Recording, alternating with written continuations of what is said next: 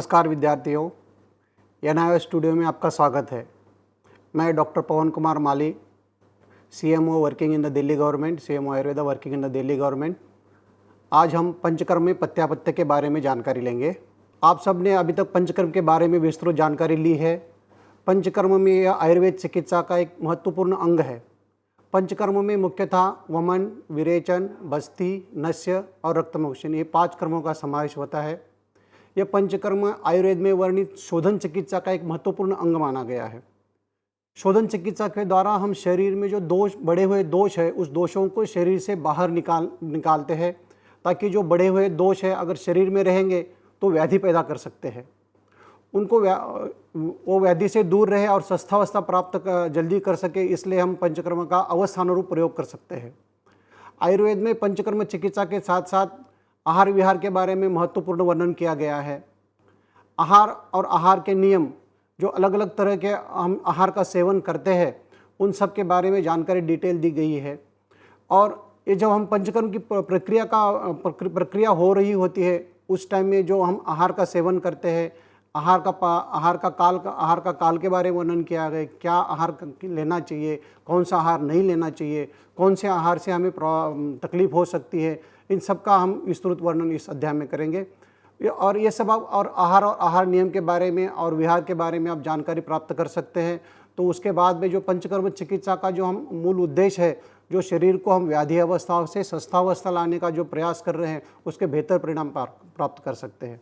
तो इस अध्याय में हम पत्य की परिभाषा क्या है, पत्यापत्य का महत्व क्या है, अलग अलग पंचकर्म उपक्रमों में विशिष्ट प्रकार का आहार विहार वर्णन किया गया है, उसके दिशा निर्देश के बारे में जानकारी लेंगे। तो शुरुआत में हम जानते हैं पत्य की परिभाषा क्या है। पत्य मीन्स क्या और अपत्य मीन्स क्या। व्यवहार में आपने देखा होगा कि हम जब वैद्य के पास कोई रुग्ण जाता है, तो जब वैद्य उसको औषधियाँ आप प्रिस्क्राइब करता है, कुछ औषधियाँ दे देता है, उसके बाद में वो खान पान के बारे में कुछ बताता है कि ये चीज़ खानी चाहिए, ये चीज़ नहीं खानी चाहिए, क्योंकि इस प्रकार का आहार का आप सेवन करेंगे, इस प्रकार का आप विहार करते हैं, तो आपको व्याधि अवस्था जो है जल्दी आपके शरीर से ठीक हो सकती है। तो जिस प्रकार का आहार और विहार जो व्यक्ति के स्वास्थ्य को बनाए रखता है, उसको हम पथ्य बोलते हैं। और इसके विपरीत जो है, जो आहार और विहार व्यक्ति के व्याधि का कारण बनता है, उसको हम अपत्य कहते हैं। तो व्यवहार में हम देखते हैं कि जो हम बोलते हैं कि परहेज रखना मीन्स आहार और विहार के बारे में जो परहेज बताया जाता है कि हमें ये चीज़ करनी चाहिए, ये चीज़ नहीं करनी चाहिए, हमें खाना कैसे खाना चाहिए, खाना कैसे नहीं खाना चाहिए। खाना खाने के बारे में भी ऐसा है कि जो खाना हम खा रहे हैं वो किस तरह का खाना है, आपके प्रकृति के अनुरूप आहार ले रहे हैं कि नहीं ले रहे हैं, आप काल के अनुरूप आहार ले रहे हैं कि नहीं ले रहे हैं, आप जिस देश में रहते हो उस देश के अनुरूप आहार ले रहे हैं कि नहीं ले रहे हैं। क्योंकि ये इस प्रकार के आहार और विहार का सेवन करने से ही आदमी स्वस्थ अवस्था प्राप्त कर सकता है। अगर आप आहार और विहार के नियम का जो वर्णन किया गया है उसका अगर पालन नहीं करेंगे तो व्याधि अवस्था की तरफ जा सकता है, उसको हम अपत्य बोलते हैं। तो इस तरह का जो पथ्य और अपत्य आहार विहार है, उसके बारे में हमें जानकारी होना जरूरी है। क्या हमें पथ्य और अपत्य सिर्फ व्याधि अवस्था में देखना जरूरी है? नहीं, क्योंकि अगर आप स्वस्थावस्था में हैं और आपकी स्वस्थावस्था बनाए रखना चाहते हैं, तो उस अवस्था में भी जो अलग अलग प्रकार के, क्योंकि आयुर्वेद एक ऐसा शास्त्र है जो स्वस्थावस्था बनाए रखने के लिए फर्स्ट उद्देश्य जो है उसका स्वस्थावस्था को बनाए रखना। और अगर स्वस्थावस्था बनाए रखते समय भी आपको अलग अलग तरह के जो निदान सेवन होते हैं व्याधि के जो होते हैं, उसके कारण अगर व्याधि होता है तो उस व्याधि से दूर होने के लिए फिर अलग अलग तरह के जो आहार विहार का वर्णन किया गया है उसको हम देख सकते हैं। तो आयुर्वेद में स्वस्थ अवस्था बनाए रखने के लिए दिनचर्या, ऋतुचर्या और सदुत्व का वर्णन किया गया है। दिनचर्या मीन्स आप दिन भर सुबह उठने से लेकर रात तक आपको क्या क्या चीज़ें फॉलो करनी चाहिए, उसी के अकॉर्डिंगली जैसे सीज़न चेंज होता है तो सीज़न चेंज में भी आपको क्या क्या चीज़ फॉलो करनी चाहिए। और सदुत्व मीन्स आपको सोशल समाज में कैसे रहना चाहिए ताकि आपका शारीरिक और मानसिक स्वास्थ्य बनाए रखे।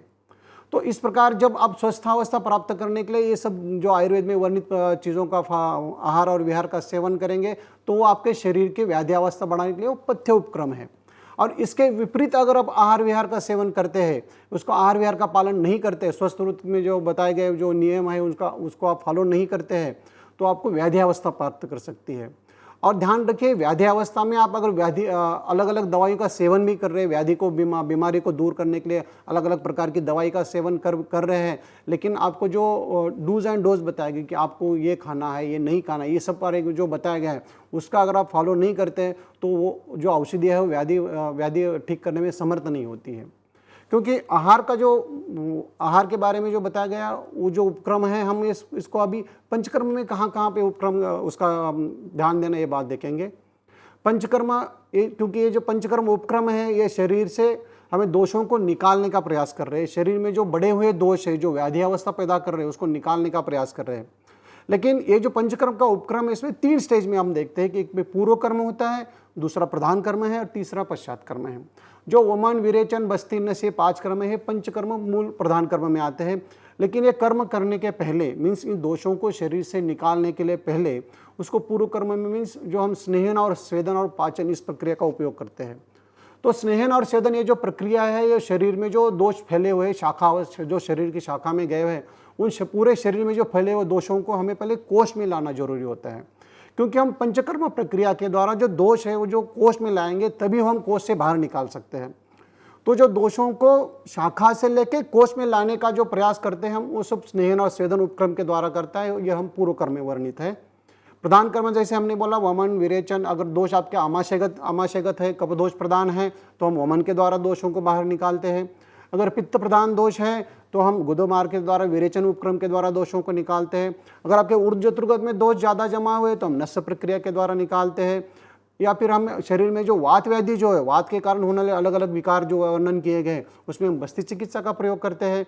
और शरीर में जो अलग अलग रक्ताश्रित जो दोष है उसको निकालने के लिए हम रक्तमोक्षण का प्रयोग करते हैं। ये सब प्रधान कर्म में वर्णित है। इसके बाद में हम जब वमन, विरेचन आदि जो उपक्रम करते हैं उसके कारण हमारे शरीर में धातुओं को बाधा नहीं पहुंचनी चाहिए। इसके साथ जब उपक्रम के बाद में अग्निमांद्य होना शुरू हो जाता है, अग्निमांद्य होता है, उस अवस्था में हमें अग्नि को धीरे धीरे बढ़ाना जरूरी होता है। तो अग्नि के साथ साथ जो शरीर में जो बढ़े हुए दोष है उसको नॉर्मल अवस्था में आ रहे हैं, उन दोषों को पुनः स्थापित करना ये भी एक महत्वपूर्ण उपक्रम है जो हम पश्चात कर्म में करते हैं। तो आइए हम थोड़ा सा विस्तार से जानते हैं कि ये शोधित व्यक्ति की स्थिति क्या होती है। जो पंचकर्म में हम अलग अलग उपचार कर रहे हैं, वमन कर रहे हैं, विरेचन कर रहे हैं, बस्ती कर रहे हैं, तो इसके बाद में क्योंकि हम शरीर में जो बढ़े हुए दोष है उन दोषों को शरीर से बाहर निकाल रहे हैं, तो शरीर में जो आशय है जहाँ पे ये दोष थे वहाँ से निकलने के कारण वो आशय खाली हो जाता है।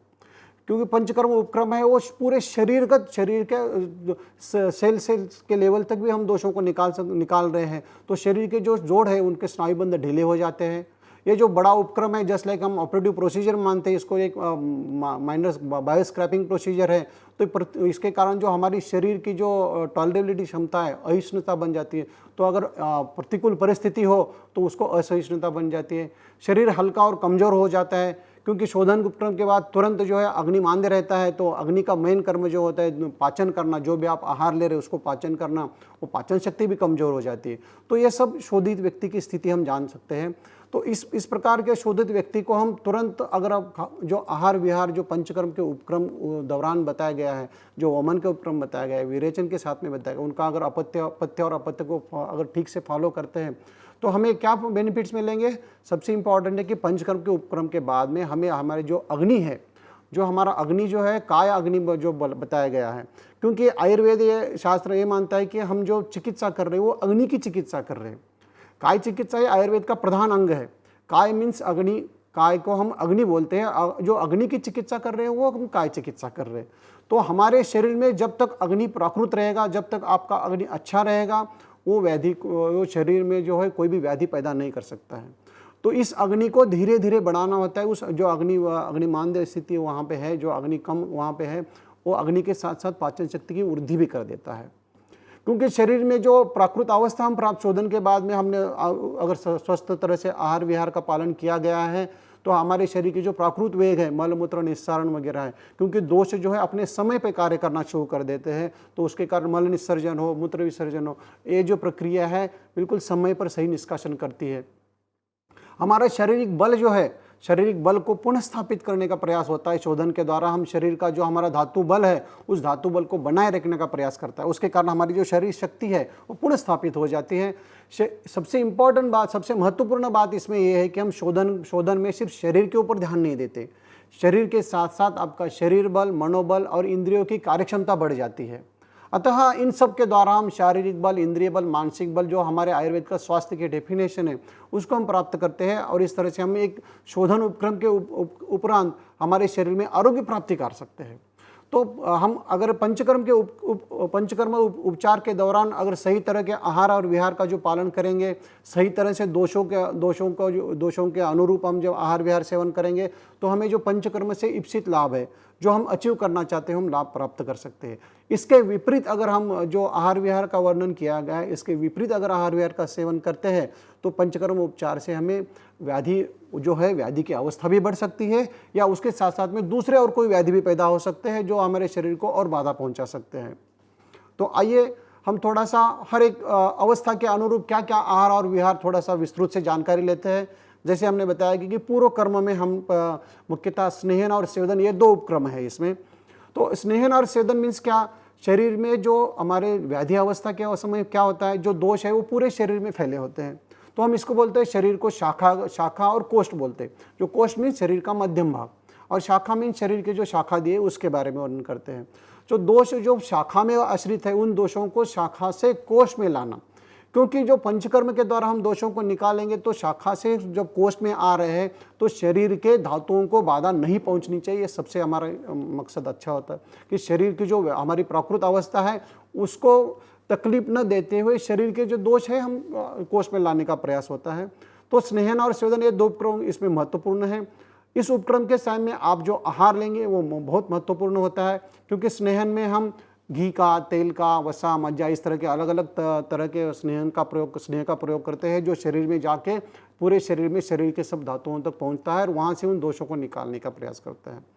तो उस टाइम में आपका जो आहार है बिल्कुल हल्का आहार होना चाहिए, जो पचने में आसान हो, तरल हो, ज़्यादा सॉलिड फूड नहीं लेना चाहिए, घना आहार ज़्यादा नहीं लेना चाहिए। दूसरा, आहार जो है ताज़ा तैयार किया हुआ गर्म आहार होना चाहिए।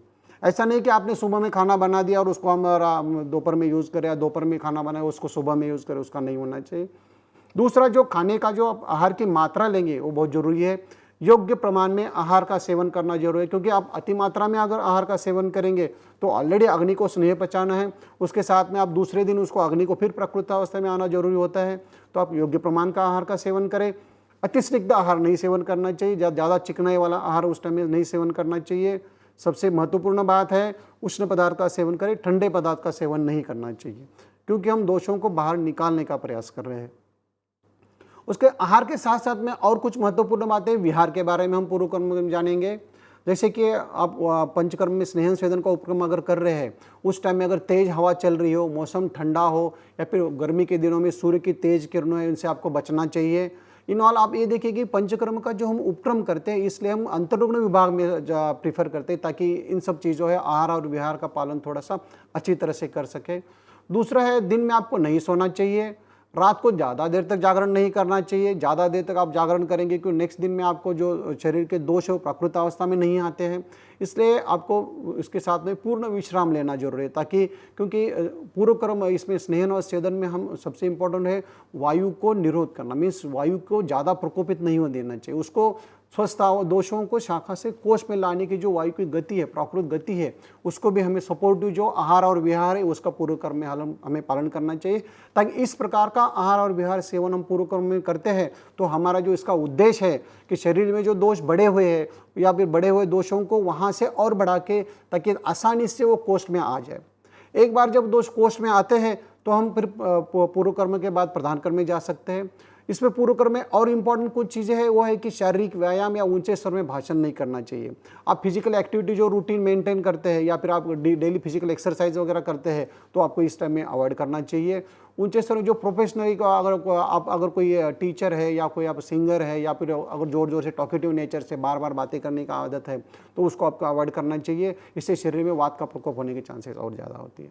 ब्रह्मचर्य का पालन करना बहुत जरूरी होता है इस टाइम में। इसके साथ शारीरिक के साथ साथ मानसिक विकार में, मानसिक तौर पे भी आपको गुस्सा, चिंता, नकारात्मक सोच इस प्रकार से बचना चाहिए। तो इस प्रकार का जो पूर्व कर्म में हम आहार और विहार का अगर सेवन पालन ठीक ठाक से करते हैं तो दोषों को हम शाखा से लेके कोष में लाने का जो उपक्रम है वो आप अच्छी तरह से कर सकते हैं। और इसके सबसे इम्पोर्टेंट बात इसमें आहार विहार में जो ध्यान में रखनी है वो है कि आंतरिक और बाहरी कर्म के गर्म पानी का प्रयोग करें। आपको आहार में जो भी आहार ले वो भी गर्म होना चाहिए, जो आप पानी पी रहे हैं वो भी हल्का सा गुनगुना पानी पीना चाहिए। और हमारे जो नेचुरल अर्जेस है, जैसे मल निष्कासन है, मूत्र विसर्जन है, ऑल ये या फिर अधोवायु का निष्कासन, इनको आपको रोकना नहीं चाहिए, क्योंकि नेचुरल वेग जो है उस वेगों को आपको रोकना नहीं चाहिए, उसके शरीर में फिर से वात प्रकोप होने का चांसेस होता है। तो पूर्व क्रम में हमने जैसे देखा कि अलग अलग तरह का आहार के बारे में देखा, अलग अलग विहार के बारे में देखा, इनका हम इसमें स्नेहन सेवन में तो ज़्यादा ध्यान देना चाहिए। पर्टिकुलरली हम स्नेहन के टाइम में जो अभ्यंतर स्नेहन का प्रयोग करते हैं उसमें ध्यान रखिए कि जब आप स्नेहपान का प्रयोग कर रहे हैं, जब आप जैसे हमें घी का सेवन कर रहे हैं, आप अगर तेल का सेवन कर रहे हैं, तो घी का सेवन हम नॉर्मली शोधन के लिए जो करते हैं मॉर्निंग अर्ली एम्प्टी स्टमक में करते हैं, तो उसके पहले आपको कुछ खान पान नहीं लेना चाहिए। सुबह में आप खाली पेट हो उस टाइम में स्नेहन का प्रयोग करेंगे।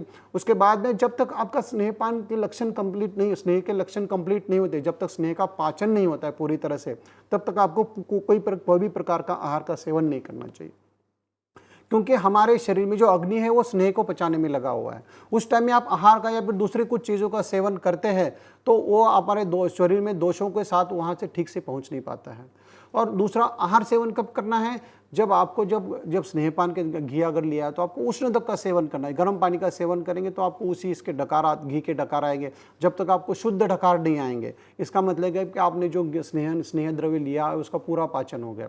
उसके बाद शाम को जो है आपको हल्का आहार लेना चाहिए। स्नेहन के पूरा कंप्लीट होने के बाद, अच्छी भूख लगने के बाद, जिस तरह का हमने हल्का तरल गर्म उष्ण आहार जो दिया, दलिया वगैरह, खिचड़ी, इस तरह के आहार का आप प्रयोग कर सकते हैं। स्नेहन के साथ साथ में हम दूसरा उपक्रम पूर्व क्रम में करते हुए स्वेदन उपक्रम, क्योंकि जो हम दोषों स्नेहन के द्वारा जो दोष हम स्नेह को जो विलयन करके, जो दोष है उनको शाखा से विलयन करके कोष में लाना होता है, तो अलग अलग तरह के स्वेद का हम प्रयोग करते हैं। नाड़ी स्वेद है, कुटी स्वेद है, सर्वांग स्वेद है, बाष्प स्वेद है, अलग अलग तरह के स्वेदन का प्रयोग कर रहे हैं। तो स्वेदन के द्वारा हम शरीर में उष्णता जो पैदा कर रहे हैं, शरीर में हम उष्मा दे रहे हैं। तो उस टाइम में आपको ये ध्यान रखना चाहिए कि क्योंकि स्वेदन उपक्रम हम कर रहे हैं, तो स्वेदन करने के पश्चात आधे से 1 घंटे तक ठंडी हवा से बचना चाहिए। ऐसा नहीं कि आपने स्वेदन उपक्रम किया, आप स्टीम बाथ से निकल के आए और बाहर आके आपने एसी में या ठंडी पंखे के नीचे बैठे हुए। It should not be done, ऐसा नहीं करना चाहिए। स्वेदन कर्म से पहले और बाद में आप, क्योंकि स्वेदन कर्म में कई बार होता है कि हम शरीर में कभी कभी मूर्छा आ सकती है, तो आपको स्वेदन के पहले हल्का आहार लेना चाहिए। लेकिन ये आहार जो हल्का ही होना चाहिए, ज़्यादा भारी मात्रा में आहार नहीं होना चाहिए। और स्वेदन के बाद में भी जो आप आहार ले, थोड़ा सा हल्का आहार, पूरी मात्रा में भोजन न करें। जो हमने स्नेहन में वर्णन किया वही हम स्वेदन के टाइम में भी शारीरिक श्रम से आपको बचना चाहिए। तो इन ऑल स्नेहन और स्वेदन, ये दो जो मेन उपक्रम है इस चिकित्सा में, आपको प्रधान कर्म का जो हमारा मकसद है कि जो दोषों को कोष से निकालने हैं, तो कोष में लाने के अनुरूप जो भी आहार विहार है उसका हमें प्रयोग करना चाहिए। अभी तक हमने जो स्नेहन और स्वेदन के टाइम समय में जो प्रयुक्त करने वाला आहार और विहार है, वो जो भी आहार विहार बताया गया, जो भी द्रव आहार लेना चाहिए, उष्ण आहार लेना चाहिए, उसके बाद में ब्रह्मचर्य का पालन करना चाहिए, शारीरिक व्यायाम न करना चाहिए, ऑल दीज थिंग, ये सभी आहार विहार का आपको प्रधान कर्म में भी उसको कंटिन्यू करना जरूरी है। लेकिन प्रधान कर्म में क्योंकि आप जिस प्रकार का उपक्रम कर्म कर रहे हैं, उस कर्म के अकॉर्डिंगली आहार विहार कुछ हमें चेंज करना पड़ता है। तो हम थोड़ा सा उसमें देखेंगे कि हमें क्या अलग अलग तरह का जो वमन कर्म है, विरेचन कर्म है, बस्ती कर्म है, नस्य कर्म है, इस तरह का जो अलग अलग पंचकर्म है, तो हम कर्म के अकॉर्डिंगली क्या आहार लेना चाहिए। तो सबसे पहले हम देखते हैं वमन कर्म के बारे में, क्योंकि वमन कर्म ये जो है शरीरस्थ जो कफ दोष है, जो शरीर का जो बढ़ा हुआ कफ दोष है, उसको शरीर से बाहर निकालने के लिए हम वमन कर्म का प्रयोग करते हैं। अब वमन कर्म का प्रयोग हम कम करते हैं जब आपने सम्यक स्नेहन लक्षण अचीव किया हो। सम्यक स्नेहन मीन जो स्नेहपान के पूरा करने के बाद में आपको पूरे शरीर में जब पूरा स्नेह फैल जाएगा, शरीर में आपको स्नेह पचाने की जो शरीर से अधमार्ग से स्नेह निकलना शुरू हो जाएगा, उसके बाद में हम स्नेहपान पूरा कंप्लीट करने के बाद में उसके 1 दिन का गैप रखे, 1 दिन का अवकाश रखे, फिर हम नेक्स्ट डे में वमन कर्म करता है। और वमन कर्म के लिए हमें जरूरत क्या है? शरीर के जो दोष है वो आमाशय में आना जरूरी है। तो आमाशय ये क्या है? आमाशय में जो है मतलब कफ का स्थान है, और हम वमन उपक्रम भी कफ के लिए कर रहे हैं। तो आपका वमन कर्म से पहले रात्रि के जो आहार दे रहे हैं, हम उस कफवर्धक भोजन जो शरीर में कफ दोष को बढ़ाए, ताकि हम जो दोष निकालने का हमारा प्रयास है वो बढ़ने के कारण थोड़ा जल्दी और आसानी से निकल के आए। इसलिए हम अलग अलग तरह के दूध का प्रयोग कर सकते हैं, मांस मछली का प्रयोग कर सकते हैं, सूप, अलग अलग तरह के मांस रस का प्रयोग कर सकते हैं, दही, उड़द की दाल और चावल का प्रयोग हम रात को खाने में कर सकते हैं। लेकिन ध्यान रखिए, ये जो आहार है या अति मात्रा में भी सेवन न करें। मात्रापूर्वक के आहार का सेवन करना चाहिए ताकि हम जो रात में आहार ले रहे हैं उसके कारण शरीर में जो कफ दोष हम निकालने का प्रयास कर रहे हैं वो ज़्यादा मात्रा में जमा हो, आमाशय में जमा हो और आसानी से निकालने के लिए हमें आसानी हो। जिस दिन हमें वमन करना है, जैसे स्नेहपान कंप्लीट होने के बाद एक दिन का गैप रखा हमने, उस टाइम में जो भी आहार विहार का सेवन किया, जिस दिन हमें वमन करना है उसके शुरुआत में सुबह में अल्प मात्रा में जैसे दलिया का प्रयोग करें, उसमें हल्का सा घी डाल के उसका प्रयोग कर सकते हैं, हल्का सा स्नेह भी जाना जरूरी होता है। उसके बाद में वमन कर्म आपने जो पूरा वमन कर्म की प्रोसेस होने के बाद में आपके वमन कर्म के जो भी दोष निकलने के बाद में वमन कर्म के जो सम्यक लक्षण अगर मिलते हैं, पित्तांतक वमन जब होता है उसके बाद में आपको वमन कर्म के बाद में हाथ पैर और चेहरे को गुनगुने पानी से साफ करना चाहिए। ध्यान रखें यहाँ पे ठंडे पानी का प्रयोग ना करें। अब वमन कर्म में कई बार क्या होता है, जब हम दोषों को निकाल रहे होते हैं तो ऊर्जत्रुगत कुछ दोष है, जो कफ दोष है वो ऊर्जत्रुगत रह जाता है, या फिर हम वमन करते समय कुछ दोष है उस ऊपर आपके ऊर्जत्रुगत में रह जाते हैं। तो उनको निकालने के लिए जो धूमपान का प्रयोग किया गया उसमें स्नेहिक धूमपान का प्रयोग करना चाहिए। जो हम धूमपान के द्रव्य का प्रयोग कर रहे हैं उसमें घी तेल इसका थोड़ा सा उसके साथ साथ में प्रयोग करके उनका हमें, और इसका प्रयोग कब करना चाहिए, अप्रोक्सीमेटली 40 एक मुहूर्त के बाद यानी 40 मिनट्स के बाद हम इसका प्रयोग करना चाहिए। आपका वमन उपक्रम होने के बाद में शाम को आप गर्म पानी से स्नान करना चाहिए। नेक्स्ट उपक्रम आता है वो विरेचन उपक्रम है। विरेचन उपक्रम जो है वो स्नेहपान के 3 दिन के अंतराल में हम विरेचन का प्रयोग करते हैं। विरेचन क्रम में ध्यान रखिए कि क्योंकि हम अधोमार्ग से दोष निकल रहे तो जो कफ में वृद्धि न करे इस प्रकार का आहार विहार का प्रयोग करें। हम जो आहार में तरल उष्ण गर्म दलिया और विविध अलग अलग तरह की सब्जियों है उनसे बने सूप का प्रयोग कर सकता है ताकि शरीर में जो दोष है वो आसानी से अधोमार्ग से निकाल सकते हैं। दूसरा उपक्रम है बस्ती उपक्रम। इसमें मेनली 2 तरह की बस्ती का वर्णन हम करते हैं, जैसे अनुवासन बस्ती है और एक अस्थापन बस्ती है। ध्यान रखिए अनुवासन बस्ती है ये कुछ खाने के बाद में दिया जाता है, तो अनुवासन बस्ती देने के पहले आपको हल्का कम मात्रा में थोड़ा हल्का गर्म खाना लेना चाहिए। अस्थापन बस्ती है खाली पेट में देते हैं तो हम आपको ज़्यादा खाना नहीं, आपको खाली पेट रहना चाहिए। और जो बस्ती हमने अस्थापन बस्ती मीन्स न्यूरो बस्ती वो वात के द्वारा दी जाती है, वो बस्ती का निष्कासन होने के बाद में अगर वात व्याधि है, वात प्रकृति का है तो उसमें मांस के सूप का प्रयोग करें, पित्त में दूध का प्रयोग करें और कफ विकार में सब्जियों से बने सूप का प्रयोग कर सकते हैं। नस्य कर्म के द्वारा हम ऊर्जत्रुगत रास्ते से हम दोषों को निकाल रहे हैं तो नस्य प्रक्रिया करने से पहले मुंह को अच्छी तरह से धोना चाहिए। ध्यान रखिए कि दोष हम ऊपर के मार्ग से निकाल रहे हैं तो क्रोध, हंसी, बहुत ज़्यादा बात करना, सिर को ज़्यादा हिलाना, अलग अलग तरह की हिंसक गतिविधियों को आपको नहीं करना चाहिए। दूसरा, अत्यधिक मात्रा में भी पानी का सेवन न करें ताकि हम जो औषधि जो हम नासा के द्वारा दे रहे हैं वो शरीर में ऊर्जत्रुगत जाके उसमें दोषों को निकालने का काम आसानी से हो सके। रक्तमोक्षण कर्म में ध्यान रखिए हम जो पूरा जो शरीर के दोष है वो रक्त के द्वारा, रक्त भी एक धातु माना गया है उसके, लेकिन उसके साथ साथ में जो दोष उसके आश्रित है उसको निकालने के लिए हम रक्तमोक्षण कर्म का प्रयोग करते हैं। रक्तमोक्षण कर्म करने के लिए पहले आप खाली पेट कभी ना हो, उसके साथ पहले आप हल्का भोजन लेना चाहिए और रक्तमोक्षण करने के बाद में ना आप तुरंत हेवी डाइट भी न ले, हल्का सा गर्म ठंडा न हो, इस प्रकार का आहार जो आपको आहार आसानी से पच सकता है इस प्रकार का आपको आहार का सेवन करना चाहिए। तो प्रधान कर्म के बाद सबसे इम्पोर्टेंट जो अवस्था है वो है पश्चात कर्म, क्योंकि जब हम प्रधान कर्म करने के बाद में जो आपका अग्नि की स्थिति है वो अग्नि की स्थिति बिल्कुल कम रहती है, वो अग्नि जो है बिल्कुल पचाने में क्षमता कम रहता है, तो उस अग्नि को हमें धीरे धीरे बढ़ाना जरूर होता है। जैसे व्यवहार में हम देखते हैं कि आप अग्नि के ऊपर अगर कुछ उपले तुरंत डाल देंगे तो वो अग्नि जो है बुझ जाएगा।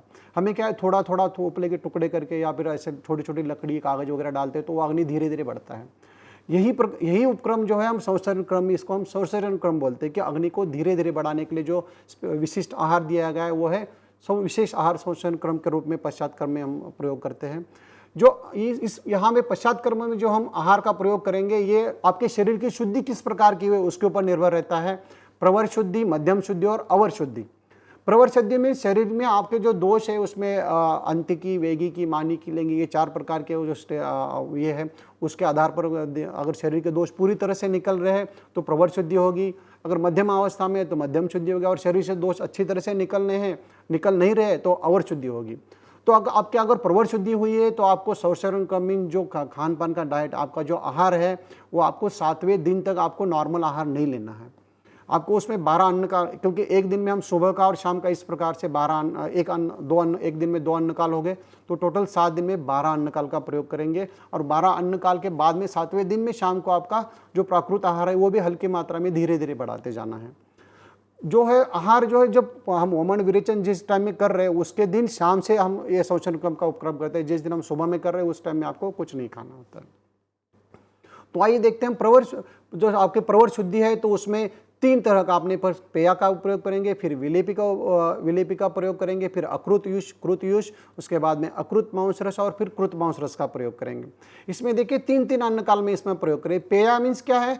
पेया मीन्स आपको चावल में 14 गुना पानी डाल के उसका जो पतला हुआ हल्का सा चावल के साथ में बनता है वो जो होता है पेया होती है। जो गाढ़ा है वो विलेपी होती है। यूज जो बनता है वो साबुत मोदक को पानी में 14 गुना पानी में डाल के उबाल के मोदक का यूज बनता है। मांस रस है जो मटन का सूप होता है उसका प्रयोग करते हैं। तो अकृत यूज मीन्स उसके साथ में हम थोड़ा छोंक लगा के प्रयोग करते हैं। अकृत मांस रस में क्या होता है? अकृत मांस रस में हम कोई यूज नहीं करते, लेकिन कृत मांस और कृत यूज में हम उसका छोंक लगा के हिंग, जीरा, दलिया इसका हम छोंक लगा के प्रयोग कर सकते हैं। तो ये 3-3 अन्न काल का प्रयोग कर रहे हैं। मध्यम शुद्धि में हम 2-2 अन्न काल में फर्स्ट पेया आएगी, फिर विलेपी, अकृत युष और अकृत मांस रस, उसके बाद में आपको प्राकृत आहार में सेवन करना चाहिए। और अवर शुद्धि में आपको जो है पेया, विलेपी, कृत युष और कृत मांस रस इन्हीं का ही प्रयोग करना है। और उसके बाद में आपको धीरे धीरे जैसे जैसे अग्निवृद्धि होती जाएगी उसके प्राकृत आहार पे आना जरूरी होता है। तो इस शोचन क्रम में हम अग्निवर्धन, धीरे धीरे अग्नि का वर्धन करते हैं और पेय, विलेपी आदि जो है जो शोधित व्यक्ति है उसके अग्नि को मजबूत स्थिति में पैदा करता है। इसके साथ साथ में शोधन उपक्रम के दौरान, शोधन होने के बाद में आपको अष्टो महादोष का भाव बताए गए, जो हम शरीर में आप जो रूटीन प्रक्रिया करें उसमें ध्यान देना चाहिए। एक तो अति उच्च भाषण नहीं करना चाहिए, ज़्यादा ट्रैवलिंग नहीं करना चाहिए, एक्सेसिव वॉक नहीं करना चाहिए, लंबे समय तक बैठना आपको अवॉइड करना चाहिए। आहार जो है आपको ज़्यादा मात्रा में लेनी चाहिए, फ्रीक्वेंटली नहीं लेना चाहिए। अपत्य आहार का आपका सेवन नहीं करना चाहिए, दिवा स्वाप नहीं लेना चाहिए और अति शारीरिक श्रम और अति व्यायाम इससे आपको परहेज रखना जरूरी है। इस प्रकार के आहार विहार का आप सेवन करेंगे तो टोटल जो पंचकर्म की चिकित्सा है, पंचकर्म के द्वारा हम शरीर के स्वास्थ्य अचीव करने का जो प्रयास कर रहे हैं उसको हम इसमें स्वास्थ्य प्राप्त कर सकते हैं। तो आहार और विहार का सेवन नहीं करेंगे तो हम इसमें जो पंचकर्म के द्वारा जो स्वस्थ अवस्था प्राप्त करने का हमारा जो मकसद है वो प्राप्त नहीं कर पाते। तो विद्यार्थियों, पंचकर्म में इस प्रकार के जो अलग अलग तरह के पूर्व कर्म, प्रधान कर्म और पश्चात कर्म में जो आहार विहार का वर्णन किया गया है वो अगर ठीक से आप सही समय से आहार विहार का अगर करते हैं तो हमारा जो मकसद है जो व्याधि से हमें दूर रखने का, व्याधि मुक्त शरीर का जो है जो हमारा उद्देश्य है उस उद्देश्य को हम प्राप्त कर सकते हैं। धन्यवाद।